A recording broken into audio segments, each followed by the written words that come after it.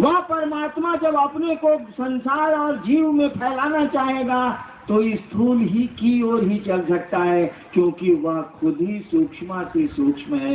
उससे सूक्ष्म तो कुछ होता ही नहीं है, तो सृष्टि कैसे करेगा वो? यानी जगत बन गया, जीव बन गया, हम लोग स्थूल हो गए, दिखने लगे, दिखते हैं। परमात्मा सूक्ष्माति सूक्ष्म है, मन से भी पकड़ने नहीं आता। अब देखिए, जैसे इंसान बना, जैसे हम आप बने, हमारी आपकी क्या स्थिति है? हम समझते हैं कि हम चाहते हैं इसीलिए ऐसा होता है। हम समझते हैं कि हमने शिव गुरु की बात शुरू की तो इतने लोगों ने शिव को अपना गुरु माना। आप सोचिए तो जरा, ये हम कितनी देर तक हमारे साथ रहेगा? एक दिन हमारा सब कुछ यही रह जाएगा और हम आप न रहेंगे, हमारे पूर्वज नहीं रहे हैं, चले गए वो। यानी उस दिन तो समझ में आए कि बात की आए थे दूसरे की इच्छा से, अब अपनी इच्छा से नहीं रह रहे हैं, जाना पड़ रहा है और चले। देर हो चुकी होती है, चला चली का बेला है, कहाँ वक्त मिलता है यह सोचने का कि कोई ले जा रहा है। समझ नहीं पाए कि किसी दूसरे की पकड़ हम पर आप पर है, नहीं समझ पाए। कहने का अर्थ हुआ कि वह परमात्मा जिसने जगत को सृष्टि किया है, हमारे आपके रूप में भी एक छोटा परमात्मा सृष्टि करता है। कल मैंने कहा है कि परमात्मा ने जितना कुछ बनाया है, इंसान ने भी कम नहीं बनाया। जिस तरह से परमात्मा सृष्टि करता है, रखता है और पल प्रतिपल ये सृष्टि टूट रही है, जिस तरह उसकी इच्छा मात्र से सृष्टि की उत्पत्ति, स्थिति और लय का क्रम पल प्रतिपल चल रहा है, हमारी इच्छा से भी ये माइक बना है, ये शामियाना बना है, ये कपड़े बने हैं। जब तक चाहेंगे रखेंगे, जब मन करेगा हटा के तोड़ देंगे। देखिए, हम लोग भी छोटे मोटे परमात्मा के रूप में काम करते हैं। जाने को जाएंगे, लेकिन जब तक रहेंगे तब तक समझते हैं हम जे चाहे से करे, हम जे चाहिला से होला। ऐसे लोग नहीं हैं क्या? हैं, खूब है। हमारा आपका कर्ता मन नहीं समझता है कि ये कर्ता कर्म है, कर्ता तो कोई दूसरा कोई है। जिस दिन जाना होता है उस दिन, उस समय एक क्षण को समझ में आता है कि सब बेटा मेहरारू संपत्ति रहते चाहते कि रोही नहीं रहना पड़ता है, यहाँ से हम आप चले जाते हैं। यानी वह परमात्मा जो मूल करता है, कर्ता मन जो कर्म करेला, वह परमात्मा जो मूल करता है, इंसान के रूप में भी वह कर्ता के रूप में आता है। पेड़ के बीए से एक नया पेड़ निकला है, उसका अपना अलग अस्तित्व बनता है। लेकिन जब हम आप हारते हैं, जब जीवन का अंतिम क्षण आता है, या जब हम आप कोशिश करके थक हार जाते हैं, जब डॉक्टर ये कह देते हैं कि इनको ले जाइए घर, अब इनका इलाज संभव नहीं है, तो हमारा मन ये सोचने लगता है कि केने गेलथिन महादेव, केने गेलथिन भगवान, अगर मदद कर देते तो शायद मेरा जीवन बच जाता। यानी उस समय आपकी फुटानी, हमारी फुटानी खत्म हो जाती। हम किसी दूसरे के सहारे चले जाते हैं, सोचते हैं कि अब दुनिया के लोग मुझको नहीं बचा सकते। हमारी लाख कोशिशों के बाद भी जब हम कुछ अपने मन के अनुकूल नहीं कर पाते हैं, तब मेरा मन, आपका मन हारने लगता है। सोचता है कि कोई मदद कर देता, और जब दुनिया कहती है कि हम मदद की स्थिति में आपके नहीं हैं, नहीं कर सकते, सामर्थ्य नहीं है हमारे आपके पास, तब हम क्या करते हैं? ईश्वर को ढूंढते हैं, ईश्वर की ओर, उनसे प्रार्थना की स्थिति में आते हैं। वही परमात्मा हमारे आपके रूप में जब यूनिट में हारता है, इकाई में हारता है, तो खुदा की तलाश करता है, भगवान की तलाश में चलता है। भगवान बुद्ध को जब सारथी ने कहा था कि आदमी मर गया और संसार के और लोग भी मरेंगे, भगवान बुद्ध ने कहा कि जब मर ही जाना है तो पहले मौत को ढूंढ लेते हैं।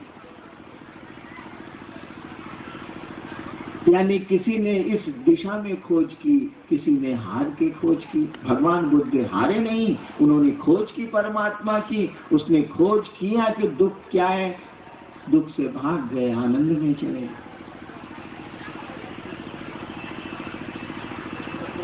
अब देखिए कोई आदमी ढूंढ रहा है उस परमात्मा को, ये हार गया है।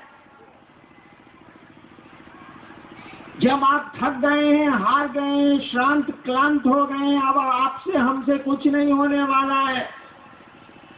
अब लाख कोई कहेगा, मेरे साथ क्या हुआ था, मैंने जब शिव को गुरु माना और बहुत नमः शिवाय मंत्रों का जप किया और रिजल्ट मुझको नहीं आने लगे, मुझको लगा कि मैं और उलझता चला जा रहा हूँ। हमने कहा कि हे महादेव, हम तो फौसत जाता नहीं, 5 साल आपको गुरु माने हो गया, ये क्या तमाशा हो रहा। कल मैंने कहा था ना कि प्रेतों ने मुझको घेरा था 5 साल के बाद, जब मैं वीडियो था पलामू में। थक गया मैं, हार गया मैं। हारते हम आप भी हैं, थकते हम आप भी हैं। किसी एक दिशा में थकते हैं, दूसरी जगह नहीं थकते, दूसरी जगह फिर वैसे ही रहते हैं हम लोग। तो वह जब हम आप परमात्मा की तलाश शुरू करते हो, हारे को हरिनाम कहा जाता है ना, निर्बल के बलराम कहा जाता है ना। जब हम हार के ढूंढें या अपने शौक से ढूंढें, उस परमात्मा को जब ढूंढने लगते हैं, मैंने एक पंक्ति शुरू में कही आपको कि उसकी इच्छा के बाहर तो कहीं कुछ नहीं है। यानी आप खुदा की तलाश में निकले, आप भगवान की तलाश में निकले। आपको मालूम है कि गुरु भगवान से जोड़ते हैं, गुरु के सहारे हम लोग चलते हैं। हम लोगों को कोई जब बताता है कि काम करे के बाद, तो हमने का पूछी ले कि रुआ कोयले बनी कैसे हुई, तब बताई। हमको जब पहली बार दिल्ली जाना पड़ा तो हमने उन लोगों से पूछा, मेरे घर के लोगों से जो दिल्ली आया जाए, पहले से आते जाते रहे हैं। हमने कहा कि दिल्ली उतरेंगे तो किधर जाएंगे, कितना किराया लगेगा, यानी पूछा हमने। जानता था कि ये लोग जाते आते रहे हैं तो इनसे पूछ लेते हैं। हम लोग जानते हैं कि गुरु का काम है कि वो शिष्य को ईश्वर से जोड़ते हैं, एक में एक करते हैं, गुरु की तलाश शुरू करते हैं और फिर इससे शुरू होती है परमात्मा की ओर हमारी आपकी गति। ये भी उस शिव की इच्छा के तहत ही है। हम परमात्मा को ढूंढते हैं, हम महादेव को ढूंढते हैं, हम गुरु की ओर चलते हैं, हम कुछ करते हैं, यह तो उस परमात्मा की इच्छा के तहत है, उसके बाद तो कुछ हो नहीं सकता। कहा जाता है कि जब परमात्मा की ओर कोई चलता है, जब गुरु की ओर कोई चलता है, तो परमात्मा ही शिष्य के रूप में चलता है। और फिर इसको, उस शिष्य को परमात्मा से जोड़ता कौन है? जो गुरु है। कहा जाता है कि वही परमात्मा गुरु का भी काम करते हैं, ईश्वर ही गुरु हैं, शिव ही गुरु हैं, वही सबसे बड़े गुरु हैं। उन्हीं की दया और शक्ति प्राप्त करके कोई गुरु होता है। इसको कहा जाता है परमात्मा का दया भाव, इसको कहा जाता है शिव का दया भाव। शास्त्र कहते हैं ये शिव की अनुग्रह शक्ति है। शिव दया करते हैं, अनुग्रह करते हैं, जीव शिव की ओर चलता है। समझने की कोशिश करिए, ये महिलाएं नहीं समझ सकती, ये गप करेंगी ही करेंगी। शिव चर्चा में भी सास ननद को नहीं छोड़ सकती है गप करना।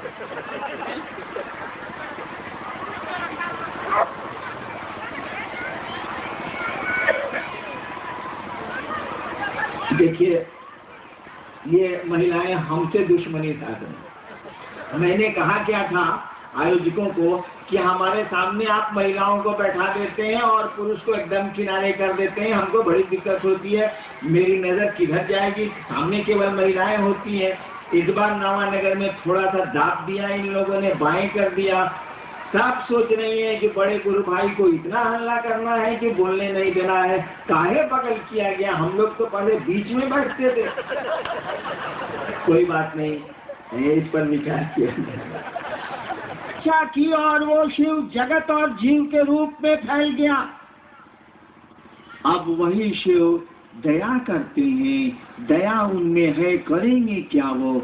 दया करते हैं तो जीव फिर शिव बनता है। इसी दया को गुरु कहते हैं। आप जो कहते हैं कि हे महादेव मुझ पर दया करिए, इसका यही अर्थ है। कहा जाता है कि गुरु के अलावा किसी को भी दया करने का अधिकार नहीं है। महादेव भी देवता के रूप में, महादेव के रूप में, उनको हक नहीं है कि वो दया कर सके। उनको गुरु की कुर्सी पे जाना ही होगा। और कुर्सी पे जाना क्या है? कुछ नहीं है। अभी आप घर लौट के जाइएगा, आपकी पत्नी कहेंगी देखो आ गई मुंह झौसा गई रो शिव चर्चा में काम धाम छोड़ के। तब तक बेटी कहेगी पापा कुछ खा लीजिए, बड़ी दूर से आ रहे हैं आप। तब तक बाबूजी कहेंगे इस ससुरा का खाई, लेटरिन में पानी रखो तो हमको लेटरिन जाना है। आप बताइए तो जरा, पत्नी को जिस भाव से उत्तर देंगे पिता को उस तरह दे सकते हैं क्या? नहीं दे सकते आप। पिता जैसे बोलेगा आपके भीतर का पुत्र बोलेगा, पत्नी जैसे बोलेगी आपके भीतर का पति बोलेगा, बेटी जैसे बोलेगी तत्क्षण आपके भीतर का पिता बोलेगा। कुर्सियां बदली है, देखिए कितनी आसानी से भाव संप्रेषित हुआ है और कुर्सी बदली। पिता पुत्र हुआ, पिता पति हुआ, देखिए कैसे बदलता है ये। ठीक उसी तरह से जब शिव को कहेंगे आप कि हे महादेव हम पर दया करिए, वह शिव तो दया का अथाह सागर है, गुरु है। वो दया का मानी होता है कि गुरु पर धारित करते हैं। वो दया वहां से चलेगी, मांगने वाले को मांगना आना चाहिए। आप कहेंगे नहीं शिव, हे शिव मुझको त्रैलोक की शक्ति दें। वो ईश्वर हैं, महादेव हैं, दानी के रूप में वो सब कुछ दे सकते हैं, देते हैं। देखिए कैसे कुर्सी बदलती है। मैं तो नहीं जानता उनके परिवार के बारे में, मान लीजिए आप ही से सुना है। उसी समय अगर भगवती कहें क्या हरिनारायण से गप कर रहे हैं, चलिए बाहर बहुत देवता आपका इंतजार कर रहे हैं। महादेव जिस तरह से मुझसे बातें करेंगे भगवती से तो नहीं करेंगे। एक बार मैं महादेव कहानी है, हमारे टीवी में करिया फोटो आवता रुआ में निमोन आवता तो हम क्या करें? हमारे टीवी एक बार मैं महादेव से बात कर रहा था, उसी समय भगवती आई कि चलिए जरा बहुत जरूरी काम है। मैं चुपचाप मुंह ठिसवाए रह गया, महादेव चले गए। अब देखिए आपका हमारा भाव कैसे बदलता है। जैसा भाव देंगे वैसा आवेगा। एक बात जान लीजिए, जिस तरह से ईश्वर कण कण में बसता है, सीधा विज्ञान है कि कण कण उसी की इच्छा से सृष्ट है, तो बसेगा नहीं। उसी की इच्छा से सृष्ट है, उसी के भीतर शक्ति चलती है और सृष्ट होता है जगत।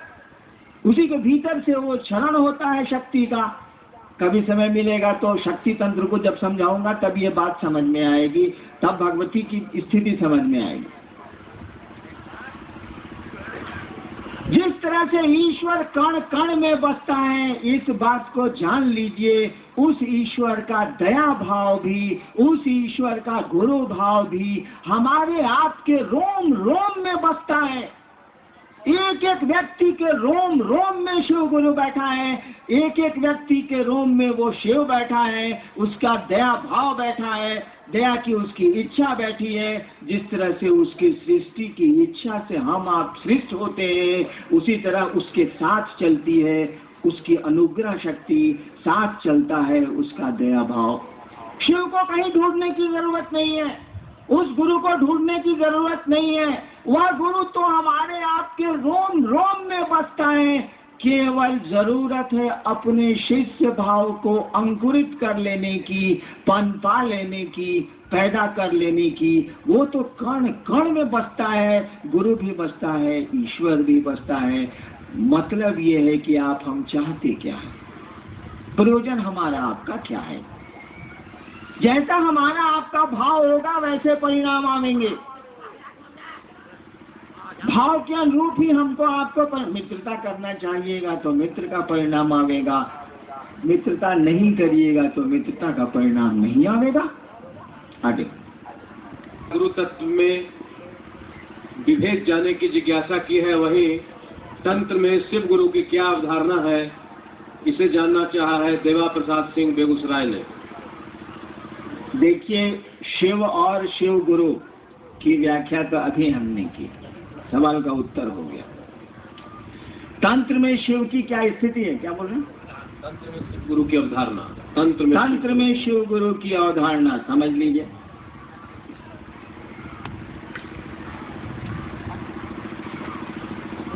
तंत्र शब्द का अर्थ क्या होता है? देखिए, आपने शिव को गुरु माना है, नहीं भी माना है तो हम आप आदमी हैं। अपनी बुद्धि का हमको आपको प्रयोग करना चाहिए। कपड़ा कीने जाइले हमनी का तो कहिले कि 2 रुपया घटावा हो।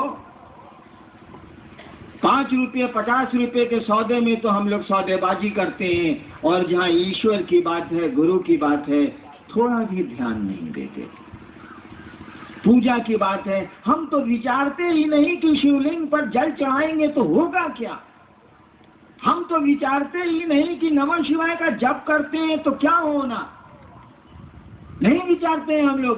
बाबूजी कहले बारे तो नमः शिवाय, ओम नमः शिवाय के जप करत नहीं, लोग हमरा के बतौले बात तो करत नहीं।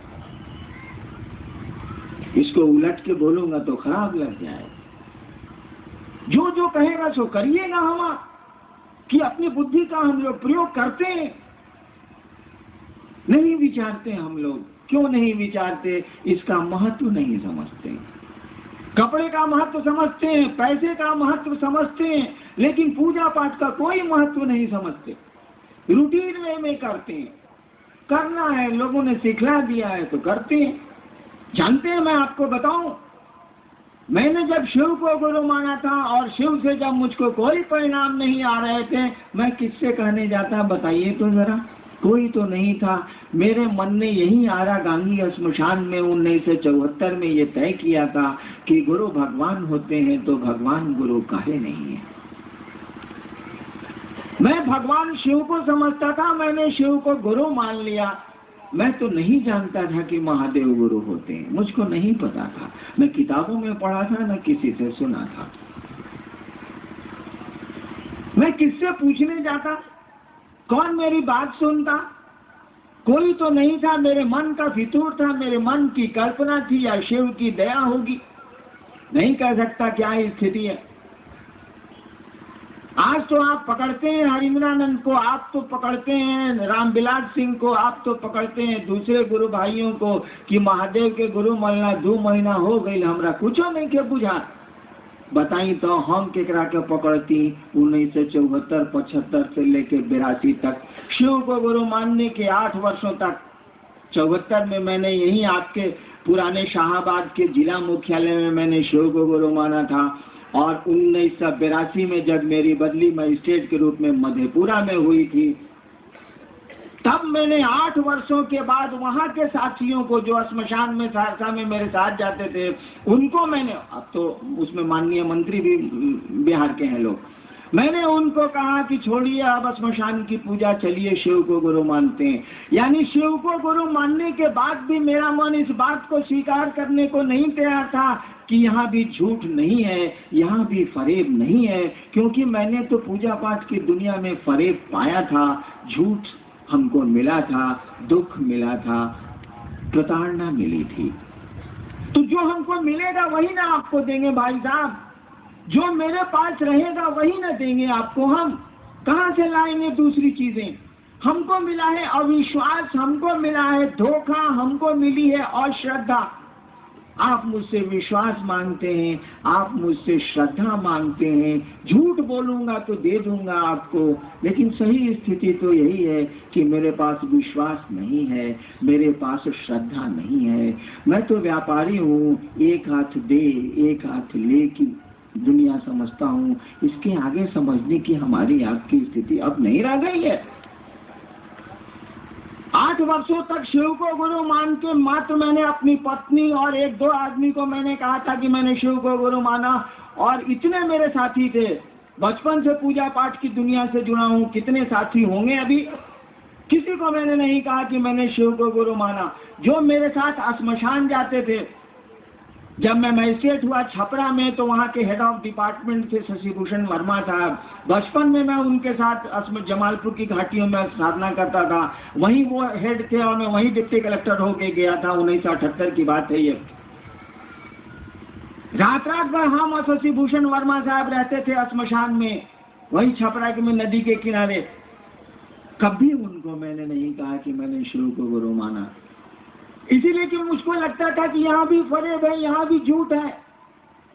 मेरे पास था फरेब, मेरे पास था झूठ, मैं कहाँ से लाता विश्वास? गुरु के पास जाने के लिए विश्वास की जरूरत नहीं है, गुरु के पास जाने के लिए श्रद्धा की जरूरत नहीं है। हम लोग तो बचपन में स्कूल में पढ़े हैं, हमारे आपके बच्चे भी विद्यालय में पढ़ते हैं। जब पहली बार हम आप विद्यालय गए थे या पहली बार अपने बच्चों को विद्यालय भेजते हैं, जाने का मन करता था क्या विद्यालय? बाबूजी आज माथा दुखाता, माई आज पेट दुखाता, नहीं जाने का मन था। कोई श्रद्धा नहीं थी, कोई ज्ञान नहीं था, कोई विश्वास शिक्षकों के प्रति नहीं था। मुझको तो सयाने तक नहीं हुआ। मेरे पिताश्री यहाँ बैठे हैं, बिहार में डायरेक्टर थे, रिटायर कर गए, 14 साल रिटायर किए उनको हुआ है। उनसे आप पूछ लीजिए कि हरिंद्र शिक्षकों के प्रति कभी सम्मान रखा ही नहीं हमने। मुझको शिक्षक हमेशा दैत्य नजर आए, हमेशा मैंने झगड़ा किया है मास्टरों से जो मेरे शिक्षक थे। तो मैं कमीना था, लेकिन कोई देख के कहेगा ना कि ये आदमी आज से 28 साल पहले 30 साल पहले डिप्टी कलेक्टर हुआ है, इसके शिक्षक जरूर ईमानदार रहे हैं, शिक्षकों ने अपनी प्रतिष्ठा बचाई है, अपनी गरिमा बचाई है। ये तो साला शुरू से ही इडियट था, उसने निभाया रिश्ता। शिक्षक अपने पद के प्रति गरिमा युक्त थे, उन्होंने अपने पद की गरिमा रखी। मुझको पढ़ाया, मैं उनका विद्यार्थी था। दुष्ट हूं या अश्रद्धा रखूं? हमारे आपके बच्चे भी तो विद्यालय जाते हैं और बहाना बनाते हैं नहीं जाने का। शिक्षक पढ़ाते हैं, अध्ययन के प्रति अभिरुचि जगाते हैं, पढ़ाई के प्रति प्रेम जगाते हैं। कोई विश्वास छोटे बच्चों में नहीं होता शिक्षक के प्रति, कोई श्रद्धा नहीं थी हमारे आपके पास शिक्षक के प्रति। आज जरूर हो गई है, उस दिन नहीं थी। इसलिए कि खेलना अच्छा लगता था, घूमना अच्छा लगता था, शिक्षक पढ़ाया करते थे। ठीक वही स्थिति गुरु की भी है। मैंने तो शिव को गुरु माना, कोई विश्वास मेरे पास नहीं था।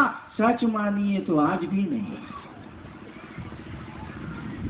मुझको तो शिव को गुरु माने अब 29 साल हो गए। और कोई मुझसे पूछे कि आपको अपने गुरु पर विश्वास है, मेरा दिल डर जाएगा। विश्वास अभी तक मेरे मन में नहीं बनवा। लोग मेरे साथ जो चलते हैं वो जानते हैं कि मैं मंदिरों के भीतर नहीं जाता। बड़ी जगह गया हूँ मैं, कामरूप कामाख्या से लेके वैष्णव देवी सब जगह कई बार गया हूँ, लेकिन मंदिर के भीतर क्या है इस बेहुदे हरिनारायण को नहीं पता। ऐसा नहीं है कि मैं नहीं समझता कि भगवती क्या है, मैं नहीं समझता। ऐसा नहीं है कि मैं नहीं समझता कि राम या हनुमान क्या है, मैं खूब समझता हूँ। महादेव का चेला हूँ। 30 वर्ष में महादेव ने तो जरूर समझाया होगा, नहीं समझाया होता तो सचिवालय आज मेरा ऑफिस खुला हुआ है। मैंने प्रार्थना की है कि आज रात तक लौटूंगा, आज नहीं लौट सकूंगा। काहे के लिए? यही कि जिस गुरु को मैंने समझा है, जो गुरु सही में क्रियाशील है, जिसको अविश्वास में मैंने अपना गुरु माना है, तब भी वो गुरु की गरिमा निभाता है, तब भी वो क्रियाशील है। ऐसे गुरु को लोग गुरु मान लें तो जगत का कल्याण हो जाएगा, एक एक आदमी का कल्याण हो जाएगा। चलिए छुट्टियां लेके चलते हैं और समझाएंगे, कोशिश करेंगे, प्रार्थना करेंगे, अनुनय विनय करेंगे। गुरु होंगे शिव, आप होंगे उनके शिष्य, मैं क्या होऊंगा? कुछ नहीं होऊंगा, मुझको ये पता है।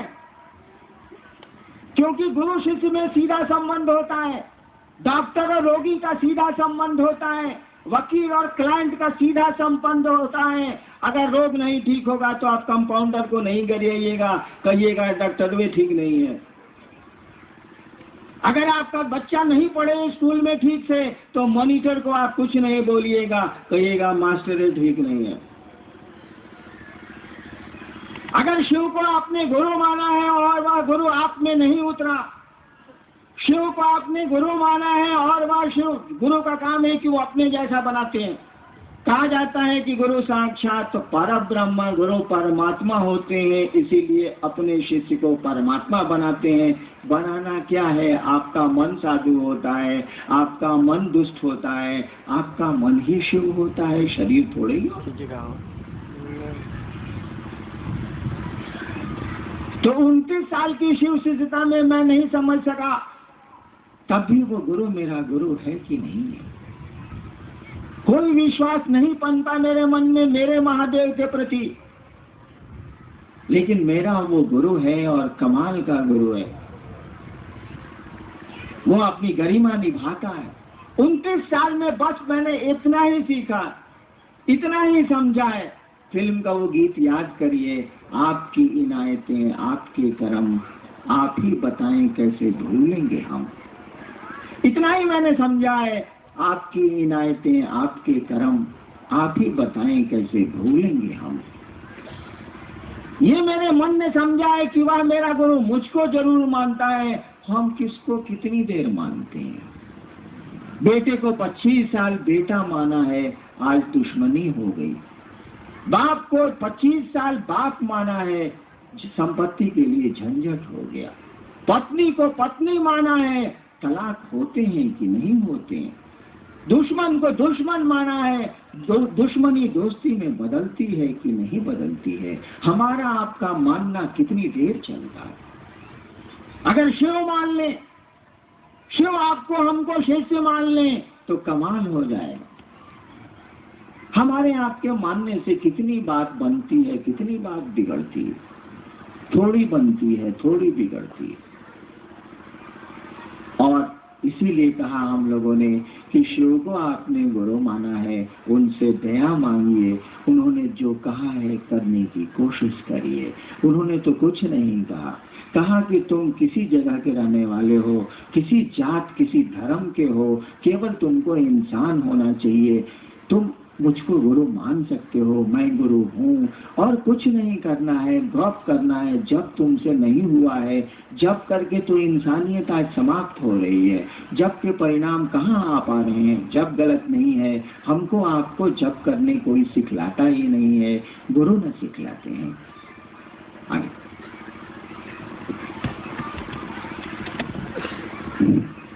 भाई मुरलीधर श्रीवास्तव अवकाश प्राप्त शिक्षक नवानगर ने प्रश्नों की झड़ी लगा दी है।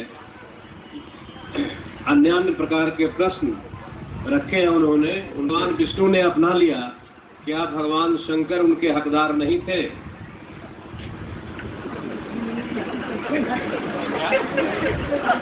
जो जैसा पात्र होता है उसको वैसी चीज मिलती। महादेव को जहरे नसीब में था, करेंगे क्या वो?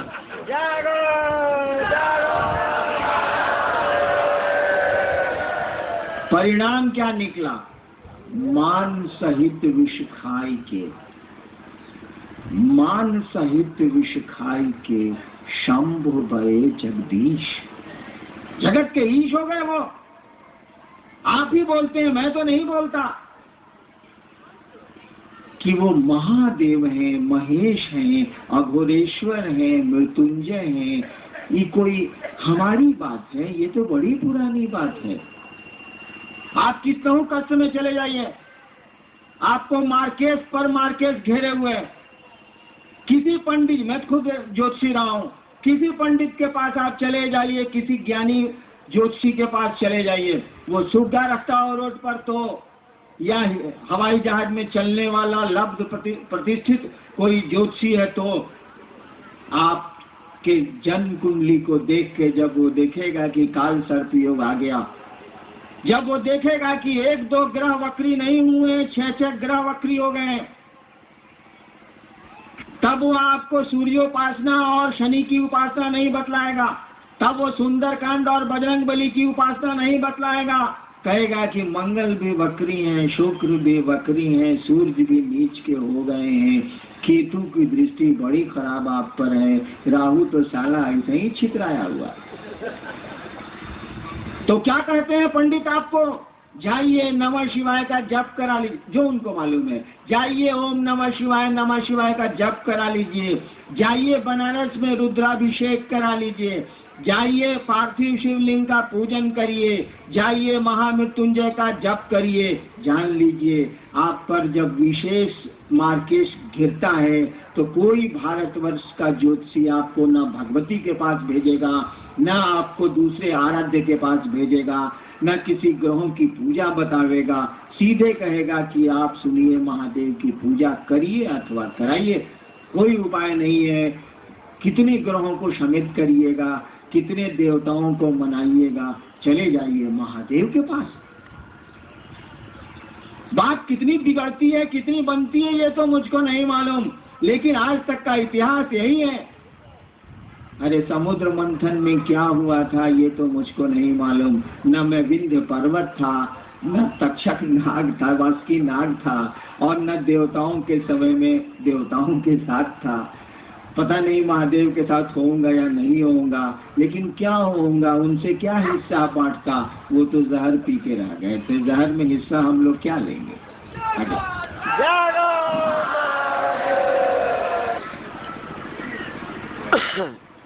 प्रश्न हुआ है, सवाल हुआ है, ने जो पूछा है वो श्वास पर करें या गिनती पर करें, यानी सांस पर क्या गिनती हो सकती है? आप शांत चित्त होके बैठे तो मैं कोशिश करूंगा कि पहले यह समझ लें हम लोग कि 108 बार मंत्रों का जप बहुत पुराने समय से क्यों होता रहा है। 110 बार क्यों नहीं होता, 100 बार क्यों नहीं होता, 111 बार क्यों नहीं होता, ये 108 बार क्यों होता? या बहुत महात्मा जी लोगों के नाम के पहले लिखा जाता है 108 श्री फलाना, क्यों लिखा जाता है? ये 108 का है लिखा जाता है, 109 क्यों नहीं लिखा जाता? देखिए हमारा देश आध्यात्म की दुनिया में विश्व का मार्गदर्शक रहा है। दुनिया इसके सामने झुकती रही है। कहा जाता है कि हिंदुस्तान के कण कण में आध्यात्म है, गुणी जन है, विज्ञ जन है। हमारे यहाँ जो अंक का विज्ञान है, 1 2 3 4 100 तक जो आप गिनते हैं, अक्षर का जो विधान है हमारे यहाँ क ख ग, अक्षर जिसका क्षरण नहीं होता है, जो हमेशा रहता है, परमात्मा को कहते हैं अक्षर। इन चीजों को भी आध्यात्म के धरातल पर ही जोड़ा गया था। बाद में लौकिक जगत में ये चीजें चली आई। सोचा गया कि इस पूरी दुनिया में जितने प्राणी हैं, जो भी चीजें हैं, वो किसी जगह से जुड़ी हुई हैं, समय से। कि आप शिव का जन्मदिन नहीं मनाते, हम लोग रामनवमी मनाते हैं, हम लोग कृष्णाष्टमी मनाते हैं, हम लोग बजरंगबली का जन्मदिन मनाते हैं, किंतु शिव का नहीं मनाते, शिव के विवाह का दिन मनाते। हम लोग शिवरात्रि मनाते हैं, क्यों? हम लोग स्थिति मनाते हैं। हम लोग को आपको ये पता ही नहीं है कि शिव कब जन्म लिए थे, शिव का जन्म कब हुआ था। हम लोगों को मालूम है वह शंभु है, स्वयंभू है, खुद अपने को सृष्टि किया है उसने। उसकी कोई तिथि नहीं है, उसके कोई जन्म की हमको आपको सूचना नहीं। यानी हमारे आपके जन्म का समय है, जाने का भी समय है। हम लोग समय से जुड़े हैं, हम लोग जगह से भी जुड़े हैं, और जुड़े हैं हम आप पात्र। अब मैं शब्दों का चयन करता हूं। कहा जाता है कि पूरी दुनिया, पूरा जगत स्थान, काल और पात्र से जुड़ा हुआ है। समझिएगा, इसको पात्र हम आप हो गए। हम आप किस किस चीज से जुड़े हुए हैं? स्थान से जुड़े हुए हैं और समय से जुड़े हुए हैं। कहा जाता है कि पूरी दुनिया, पूरा जगत, पूरे जीव स्थान, काल और पात्र से जुड़े हुए हैं। पात्र तो खुद हो गया वो। किया क्या गया? आज तो समय को हम लोग घंटा, मिनट और सेकंड में निकालते हैं। आप पंचांग देखिए, पहले के समय में समय को निकाला जाता था नक्षत्रों से। आज भी निकाला जाता है, पंचांग बनता है ना हमारा आपका। 27 नक्षत्र होते हैं जिन पे एक सूर्य संचरण करता है, घूमता है। वो घूमता है यानी सूर्य नहीं घूमता है, सूर्य के चारों ओर नक्षत्र घूमते हैं, संचरण होता है। यानी समय की गणना हमारे भारतवर्ष में शुरू हुई थी नक्षत्रों से। कहा जाता है 27 नक्षत्र हैं, फिर वही घंटा घड़ी सब शुरू होता है। स्थान को कैसे आप पता लगाएंगे? कौन सी जगह में कौन सा मकान बना है? हम लोग जब एसडीओ का इजलास करते थे या मजिस्ट्रेट थे तो वकील साहब बहस करते थे, हुजूर ये जो घर है उसके पूरब में ये है, पश्चिम में ये है, उत्तर में ये है, दक्षिण में ये है, इसी जगह पे झंझट हो रहा है हुजूर। वहां पर यहीं पर 144 लगाया जाए या 107 लगाया जाए या मुकदमे होते थे। यानी किसी जगह को निर्धारित करने के लिए आप चौहद्दी का प्रयोग करते हैं, 4 दिशाओं का प्रयोग करते हैं। दिशाएं तो 10 हो जाएंगी, लेकिन 4 मूल दिशाएं हैं। उन दिशाओं के बीच के कोण से दिशाएं 10 हो जाती हैं, लेकिन मूल दिशाएं 4 ही हैं, पूरब, पश्चिम, उत्तर, दक्षिण। न्यूज भी इसी से बना है, north, east, west, south. News जो आप कहते हैं, न्यूज पढ़िए, वो क्या है? North, east, west, south. अब समझिए इसको। समय को 27 नक्षत्रों में बांटा गया। 27 नक्षत्रों से समय की गणना होती है। स्थान को 4 दिशाओं में हम लोग इंगित करते हैं। स्थान के लिए 4 अंक ले लिए गए। समय के लिए 27 नक्षत्रों के 27 अंक ले लिए गए। दिशा के लिए 4 दिशाओं के लिए 4 अंक ले लिए गए। 27 हुआ आपका समय, 4 हुआ आपकी दिशाएं, हुई आपकी दिशाएं। मंत्र का जप कौन करेगा? हम आप करेंगे नमः शिवाय, हम आप करेंगे राम रामाय नमः, हम आप करेंगे जो भी मंत्र हो। यानी पात्र तो हम हैं। हम बने हैं समय से, हम बने हैं स्थान से। आप लोगों ने बहुत देखा होगा, हमने भी देखा है। नौकरी ही मैं स्टेट की करता हूं। मोटरसाइकिल से 2 आदमी जा रहा, आगे वाला बिल्कुल बच गया, पीछे वाला वहीं मर गया दुर्घटना में। अगर इसमें से समय को चेंज कर दीजिए या जगह को चेंज कर दीजिए, मौत नहीं आएगी। या पात्र को बदल दीजिए, आसान नहीं है, नहीं बदला जा सकता। अगर मोहन नाम के आदमी को 10 बजे किसी एक स्थान पर, नाम में क्यों लूं, किसी एक स्थान पर दुर्घटनाग्रस्त होना है तो मोहन के बदले 10 बजे सोहन को भेज दीजिए, दुर्घटना नहीं होगी। मोहन को उस समय उस स्थान से हटा के बक्सर भेज दीजिए, दुर्घटना नहीं होगी। यानी स्थान को, पात्र को, समय को, किसी को बदल अगर आप सकते हैं तो दुर्घटनाएं रोकी जा सकती हैं, सुघटनाएं रोकी जा सकती हैं, अच्छी बातों को भी रोका जा सकता है। मंत्र का जप कौन करता है? हम आप बंधे हैं समय और स्थान से। कहा गया कि 27 नक्षत्र हैं, 4 दिशाएं हैं, इसी से न हम लोग जुड़े हैं। देखिए 27 और 4 को जोड़ा नहीं गया। क्यों? जोड़ दिया जाना चाहिए। मंत्र का जप हम करते हैं, 31 बार नमः शिवाय करेंगे, कहा कि ना, गलत हो जाएगा। क्यों गलत हो जाएगा? हमारा कर्मफल केवल हमसे नहीं जुड़ा है, हमारा कर्मफल आपसे भी जुड़ा है। मैं अभी मर जाऊं तो कौन प्रभावित होगा? मेरी पत्नी, मेरे बच्चे, जीना, आप भी प्रभावित होंगे। अरे बड़े गुरु भाई का आज डेथ हो गया, यानी देखिए, कर्म मरा तो मैं हूं, सीधा प्रभाव दूसरों पर पड़ेगा, लेकिन आप भी प्रभावित होंगे। जो मुझसे जुड़े हैं वो भी प्रभावित होंगे, जो मुझको जानते हैं और विरोध में हैं वो भी प्रभावित होंगे, वो प्रसन्न होंगे। यानी आदमी का कर्मफल अकेला नहीं चलता है। आप बीमार पड़ेंगे तो आपकी पत्नी परेशान होंगी, मित्र परेशान होंगे, बच्चे परेशान होंगे।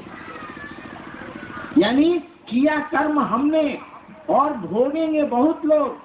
शिव चर्चाएं मैं करता हूँ, शिव गुरु की बात मैं करता हूँ, और मेरे साथ कितने लोग सम्मान पाते हैं, आप भी पाते हैं।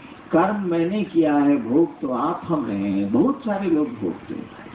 कहा गया कर्म फल गुणात्मक होता है, जोगात्मक नहीं होता है।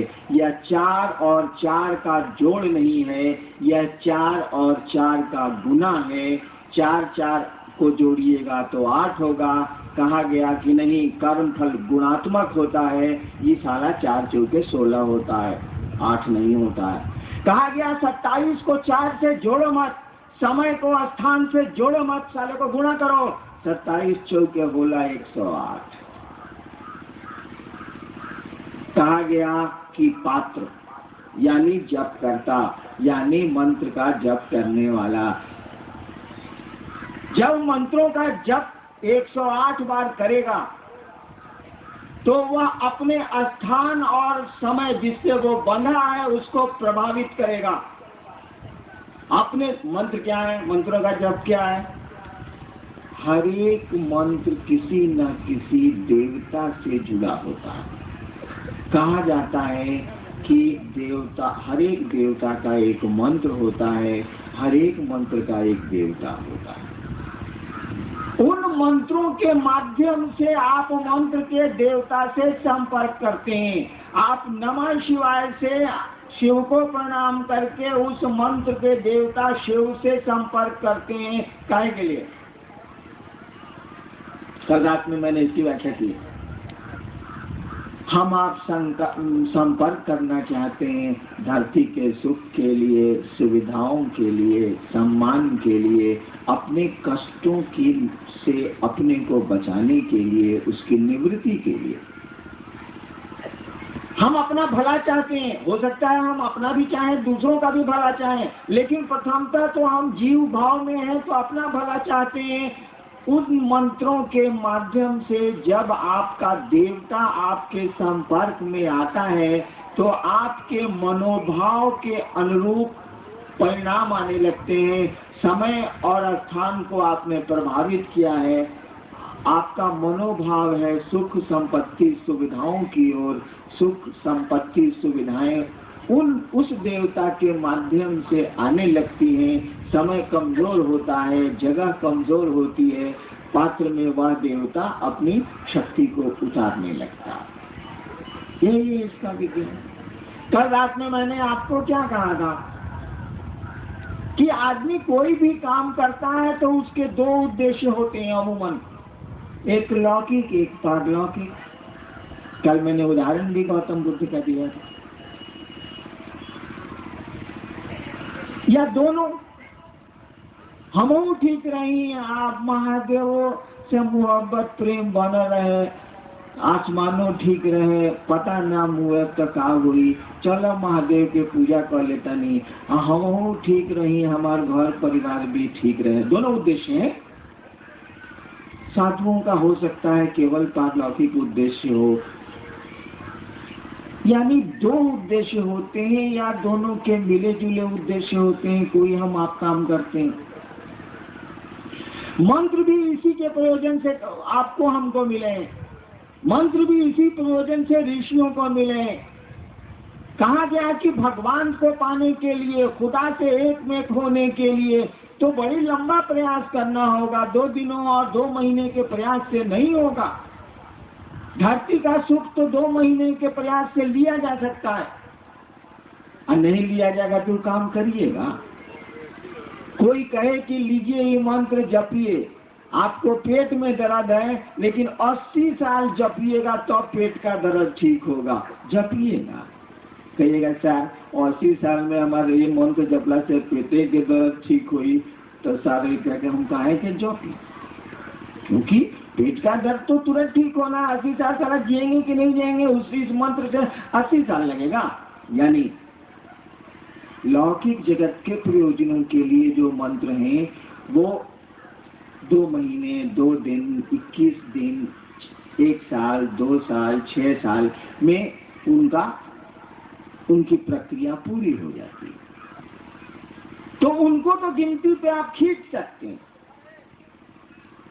उनका तो जप कर सकते हैं, लेकिन शिव को पाने के लिए, ईश्वर को पाने के लिए, ये आराध्य देवताओं को पाने के लिए जो ईश्वर स्वरूप हैं या ईश्वर हैं, उनको पाने के लिए तो कहा जाता है कि मुनि और साधु लोग जन्म जन्म प्रयास करते हैं, तब भी नहीं होता।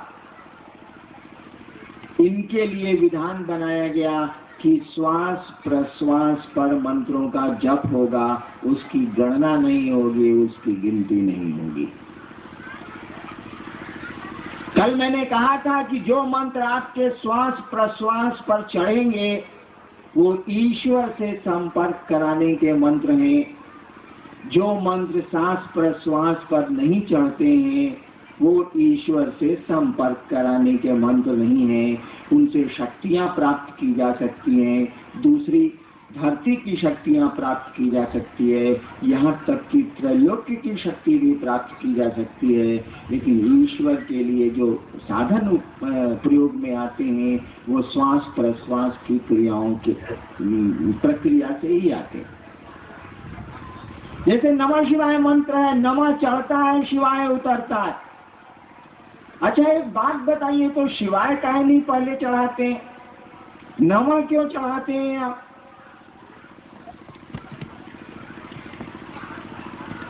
इसीलिए चढ़ाते हैं कि सांस की कोई देता है तो हमारी आपकी चलती है।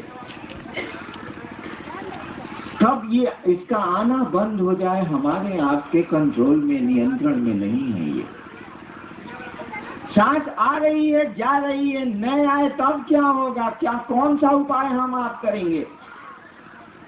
कुछ नहीं कर सकते हम आप। इसी को कहते हैं आदमी मर गया।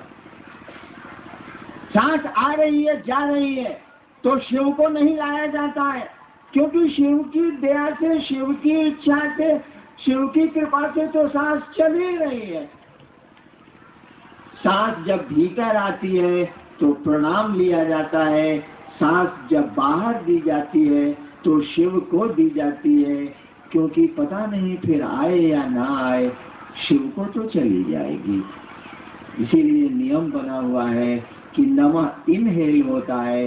नमः सांस जब भीतर आती है तो सामान करिएगा नहीं भैया, सांस जब भीतर आती है तो नमः आता है, सांस जब बाहर जाती है तो शिवाय को देखा जाता है जाते हुए, क्योंकि पता नहीं फिर आए अथवा ना आए। जो जा रही है कम से कम शिव को चली जाए, वो दया करेंगे तो फिर आएगी, न दया करेंगे तो शिव की है, शिव को गई। इसीलिए नियम बना हुआ है, नमः लाया जाता है पहले और शिवाय को सांस से बाहर किया जाता है। योग में भी ये नियम है। अहम जो है सो हम, सो पहले नहीं होता है, पहले अहम होता है। सांस जब निकलती है तो सोहम सह होता है, अहम सह करके होता है, क्योंकि वही परमात्मा है। सांस सह में चली गई, उसमें चली, सह मनवास उसमें चली गई, देगा तो आएगी, ना देगा तो उसकी है, उसके पास रहेगी। ये इसका नियम।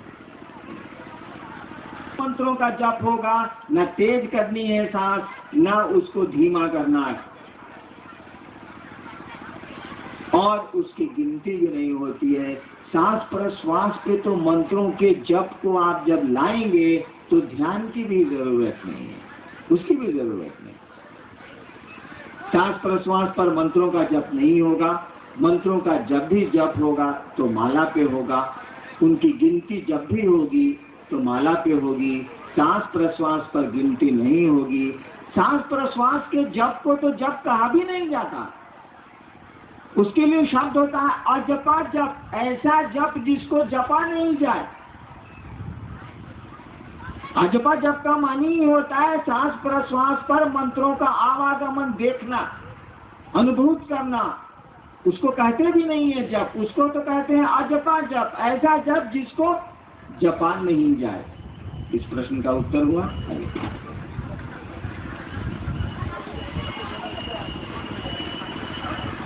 आरा के गुरु भाई उमेश सिंह जी ने पूछा है कि शाम की परिचर्चा में कहा गया कि हम शिव के अंश नहीं बल्कि स्वयं शिव हैं, तो वो गुरु शिव कौन है? और एक गुरु भाई ने जिज्ञासा की है कि गुरु शरीर में नहीं है तो कैसे जुड़ेंगे? दूसरे गुरु भाई ने कहा है, प्रवीण कुमार झा जी ने, कि न अभी तक आपको जाना न समझ पाया, आपको कैसे पहचानेंगे समझेंगे? आपको जान लेना ही शिव गुरु को जानना है, दया करके समझाएं। और शिव शिष्य परिवार सहरसा ने कहा है, मुझे 3 सूत्र नहीं, यथार्थ में शिव गुरु चाहिए, यह आशीर्वाद साहब से चाहिए। देखिए, मैंने जब से मैं दूसरों को ये बात कह रहा हूं, समझाने और सुनाने की कोशिश कर रहा हूं कि शिव को गुरु मानिए, शिव गुरु हैं, तब से इस क्षण तक तो जरूर मैंने किसी को नहीं कहा है आप मुझको जानिए। तो ये प्रश्न तो आपका बेमानी है। आप कहते हैं कि आप मुझको जान जाएंगे तो शिव को जान जाएंगे। भैया क्यों मुझ में परेशान है? आप अपने को जान जाइएगा तो शिव को जान जाइए, कोई जरूरत नहीं। तो हो गया है जीव और जगत के रूप में फैल गया है, और इसीलिए कहा जाता है ईश्वर तो कण कण में बसा है, क्योंकि उसी के चिंतन का प्रतिफल है ये संसार, जीव और जगत। उसी के चिंतन। महिलाएं जरा शांत चित होकर बैठे, बच्चों को शांत करें, सुने, मेरा नहीं है ये भाईजान। उस परमात्मा की इच्छा से ये जगत सृष्ट है, यानी इस जगत में उस परमात्मा के बाहर कुछ है ही नहीं, कुछ हो ही नहीं सकता है, सब कुछ वही है। और कल मैंने कहा है कि वह सूक्ष्माति सूक्ष्म सत्ता जब अपने को फैला रही है, तो अब तो जब भी फैलाएगी तो स्थूल में फैलाएगी। कल हमने कहा था कि गाछ के फुनगी पर केहू पहुंच गई बा, और घसके के चाहता, चले के चाहता, तो ऊपर कहाँ जाई? वो तो फुनगिए पर बा, ससुरा के नीचे उतरे के पड़ी। कोई उपाय उसके पास नहीं, क्योंकि वह तो उत्तुंग शिखर पर पहुंच चुका है, फुनगी पर पहुंचल बा। वो अब के नहीं जाइए, उतर में करी, चले के चाही तो उतरी, कोनो उपाय कर लगे नहीं। वह परमात्मा जब अपने को संसार और जीव में फैलाना चाहेगा तो इस स्थूल ही की ओर ही चल सकता है, क्योंकि वह खुद ही सूक्ष्माति सूक्ष्म है। उससे सूक्ष्म तो कुछ होता ही नहीं है, तो सृष्टि कैसे करेगा वो? यानी जगत बन गया, जीव बन गया, हम लोग स्थूल हो गए, दिखने लगे, दिखते हैं।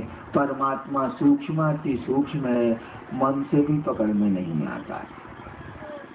अब देखिए, जैसे इंसान बना, जैसे हम आप बने, हमारी आपकी क्या स्थिति है? हम समझते हैं कि हम चाहते हैं इसीलिए ऐसा होता है। हम समझते हैं कि हमने शिव गुरु की बात शुरू की तो इतने लोगों ने शिव को अपना गुरु माना। आप सोचिए तो जरा, ये हम कितनी देर तक हमारे साथ रहेगा? एक दिन हमारा सब कुछ यहीं रह जाएगा और हम आप न रहेंगे, हमारे पूर्वज नहीं रहे हैं, चले गए वो। यानी उस दिन तो समझ में आए कि बात की आए थे दूसरे की इच्छा से, अब अपनी इच्छा से नहीं रह रहे हैं, जाना पड़ रहा है और चले। देर हो चुकी होती है, चला चली का बेला है, कहाँ वक्त मिलता है यह सोचने का कि कोई ले जा रहा है, समझ नहीं पाए कि किसी दूसरे की पकड़ हम पर आप पर है, नहीं समझ पाए। कहने का अर्थ हुआ कि वह परमात्मा जिसने जगत को सृष्टि किया है, हमारे आपके रूप में भी एक छोटा परमात्मा सृष्टि करता है। कल मैंने कहा है कि परमात्मा ने जितना कुछ बनाया है, इंसान ने भी कम नहीं बनाया। जिस तरह से परमात्मा सृष्टि करता है, रखता है और पल प्रतिपल ये सृष्टि टूट रही है, जिस तरह उसकी इच्छा मात्र से सृष्टि की उत्पत्ति, स्थिति और लय का क्रम पल प्रतिपल चल रहा है, हमारी इच्छा से भी ये माइक बना है, ये शामियाना बना है, ये कपड़े बने हैं। जब तक चाहेंगे रखेंगे, जब मन करेगा हटा के तोड़ देंगे। देखिए, हम लोग भी छोटे मोटे परमात्मा के रूप में काम करते हैं। जाने को जाएंगे, लेकिन जब तक रहेंगे तब तक समझते हैं हम जे चाहे से करे, हम जे चाहिला से होला। ऐसे लोग नहीं हैं क्या? हैं, खूब है। हमारा आपका कर्ता मन नहीं समझता है कि ये कर्ता कर्म है, कर्ता तो कोई दूसरा कोई है। जिस दिन जाना होता है उस दिन, उस समय एक क्षण को समझ में आता है कि सब बेटा मेहरारू संपत्ति रहते चाहते कि रोही नहीं रहना पड़ता है, यहाँ से हम आप चले जाते हैं। यानी वह परमात्मा जो मूल करता है, कर्ता मन जो कर्म करेला, वह परमात्मा जो मूल करता है, इंसान के रूप में भी वह कर्ता के रूप में आता है। पेड़ के बीए से एक नया पेड़ निकला है, उसका अपना अलग अस्तित्व बनता है। लेकिन जब हम आप हारते हैं, जब जीवन का अंतिम क्षण आता है, या जब हम आप कोशिश करके थक हार जाते हैं, जब डॉक्टर ये कह देते हैं कि इनको ले जाइए घर, अब इनका इलाज संभव नहीं है, तो हमारा मन ये सोचने लगता है कि केने गलथिन महादेव, केने गलथिन भगवान, अगर मदद कर देते तो शायद मेरा जीवन बच जाता। यानी उस समय आपकी फुटानी, हमारी फुटानी खत्म हो जाती। हम किसी दूसरे के सहारे चले जाते हैं, सोचते हैं कि अब दुनिया के लोग मुझको नहीं बचा सकते। हमारी लाख कोशिशों के बाद भी जब हम कुछ अपने मन के अनुकूल नहीं कर पाते हैं, तब मेरा मन, आपका मन हारने लगता है, सोचता है कि कोई मदद कर देता। और जब दुनिया कहती है कि हम मदद की स्थिति में आपके नहीं है, नहीं कर सकते, सामर्थ्य नहीं है हमारे आपके पास, तब हम क्या करते हैं? ईश्वर को ढूंढते हैं, ईश्वर की ओर उनसे प्रार्थना की स्थिति में आते हैं। वही परमात्मा हमारे आपके रूप में जब यूनिट में हारता है, इकाई में हारता है, तो खुदा की तलाश करता है, भगवान की तलाश में चलता है।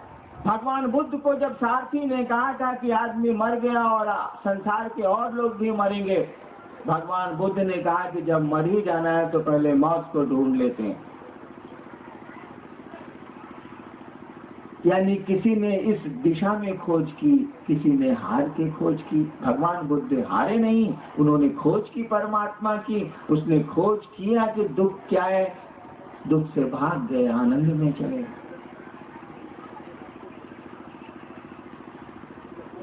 अब देखिए, कोई आदमी ढूंढ रहा है उस परमात्मा को, ये हार गया है। जब आप थक गए हैं, हार गए हैं, श्रांत क्लांत हो गए हैं, अब आपसे हमसे कुछ नहीं होने वाला है। अब लाख कोई कहेगा, मेरे साथ क्या हुआ था, मैंने जब शिव को गुरु माना और बहुत नमः शिवाय मंत्रों का जप किया और रिजल्ट मुझको नहीं आने लगे, मुझको लगा कि मैं और उलझता चला जा रहा हूँ। हमने कहा कि हे महादेव, हम तो फौसत जाता नहीं, 5 साल आपको गुरु माने हो गया, ये क्या तमाशा हो रहा। कल मैंने कहा था ना कि प्रेतों ने मुझको घेरा था 5 साल के बाद। जब मैं वीडियो था पलामू में। थक गया मैं, हार गया मैं। हारते हम आप भी हैं, थकते हम आप भी हैं। किसी एक दिशा में थकते हैं, दूसरी जगह नहीं थकते, दूसरी जगह फिर वैसे ही रहते हैं हम लोग। तो वह जब हम आप परमात्मा की तलाश शुरू करते हो, हरे को हरिनाम कहा जाता है ना, निर्बल के बलराम कहा जाता है ना।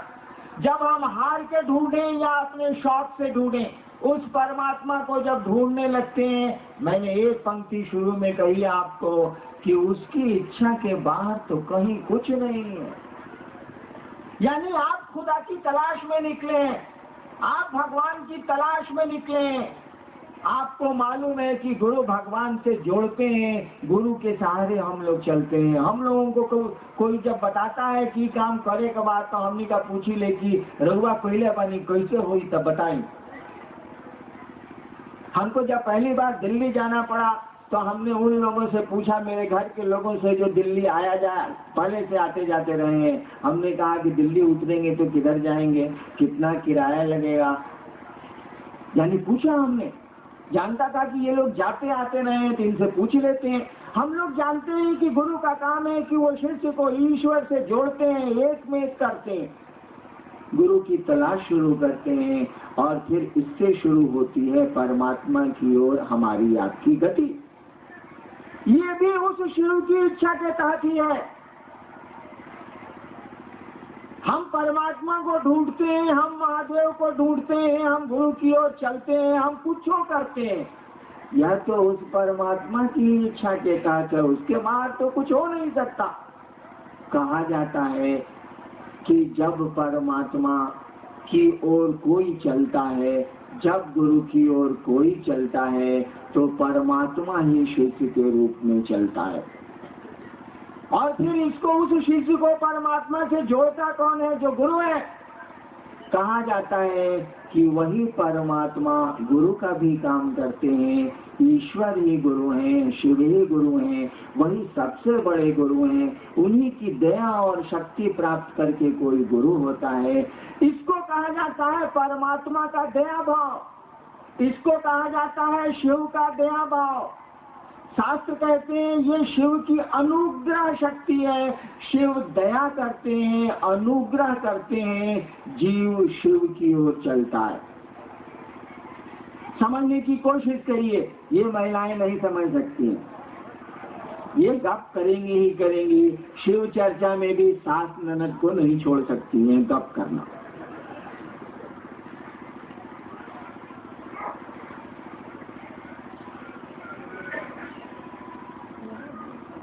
देखिए, ये महिलाएं हमसे दुश्मनी साथ नहीं। मैंने कहा क्या था, महिलाएं होती हैं।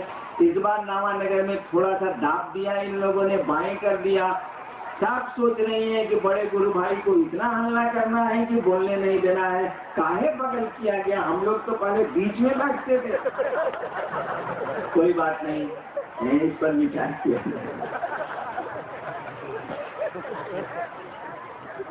तो और वो शिव जीव बना, उस शिव ने इच्छा की और वो शिव जगत और जीव के रूप में फैल गया।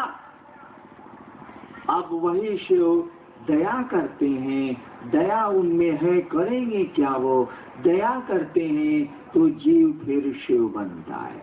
इसी दया को गुरु कहते हैं। आप जो कहते हैं कि हे महादेव मुझ पर दया करिए, इसका यही अर्थ है। कहा जाता है कि गुरु के अलावा किसी को भी दया करने का अधिकार नहीं है। महादेव भी देवता के रूप में, महादेव के रूप में, उनको हक नहीं है कि वो दया कर सके। उनको गुरु की कुर्सी पे जाना ही होगा। और कुर्सी पे जाना क्या है? कुछ नहीं है ये। अभी आप घर लौट के जाइएगा, आपकी पत्नी कहेंगी देखो आ गई मुँह झौसा, गई रसी चर्चा में काम धाम छोड़ के। तब तक बेटी कहेगी पापा कुछ खा लीजिए, बड़ी दूर से आ रहे हैं आप। तब तक बाबूजी कहेंगे इस ससुरा का खाई, लेटरिन में पानी रखो तो हमको लेटरिन जाना है। आप बताइए तो जरा, पत्नी को जिस भाव से उत्तर देंगे, पिता को उस तरह दे सकते हैं क्या? नहीं दे सकते आप। पिता जैसे बोलेगा आपके भीतर का पुत्र बोलेगा, पत्नी जैसे बोलेगी आपके भीतर का पति बोलेगा, बेटी जैसे बोलेगी तत्क्षण आपके भीतर का पिता बोलेगा।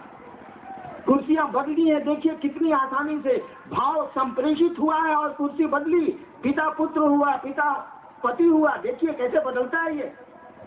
ठीक उसी तरह से जब शिव को कहेंगे आप कि हे महादेव हम पर दया करिए, वह शिव तो दया का अथाह सागर है, गुरु है, वो दया का मानी होता है कि गुरु पर धारित करते हैं, वो दया वहां से चलेगी, मांगने वाले को मांगना आना चाहिए।